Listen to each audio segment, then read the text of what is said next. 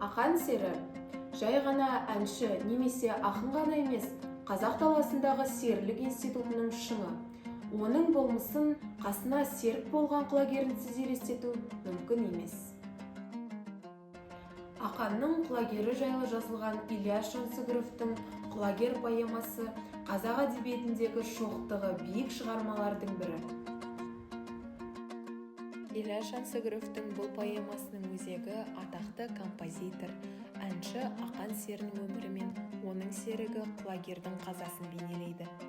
Құлагер жай ғана жылқы емес, ер қанаты, сұлулық пен жүйріктіктің символы. Оқиға Еременді тауының баурайында өткен атақты Сағынайдың асынан басталады. Бұл 300-дің баласы жиналған, мыңдаған киіз үй тігілген ұлы жиын.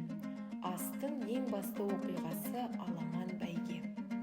Сол бәйгеге бақ сынамаққа Ақан мен оның серігі құлагер де келеді.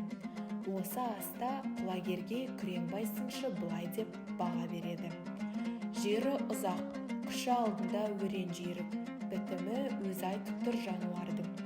Бәйгеге жүздеген сәйгүлік қосылады, бірақ бәрінің назары Ақанның құлагерінде. Құлагердің даңқынан сескенген Батыраш бастаған топ іштерінен тастанды ойлайды. Олар үшін құлагердің озуы өз намыстарының аяққа тапталуы. Бәйге басталып, құлагер бәрінен оқ бойлы озық келе жатады.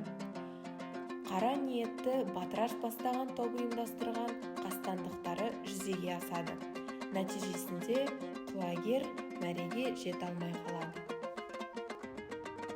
Тұлпарынан айырылған Ақанның зары бүкіл қазақ даласын тербетті. Оның құлагер әні досына, серігіне, арманына айтқан қоштасуы. Шын жүйрікті уақыт та, әділетсіздік те өлтіре алмады. Құлагер поэма болып, қазақ халқының жадында сақталып қалды. Құлагер мәңгілік, рух өшпес мұң.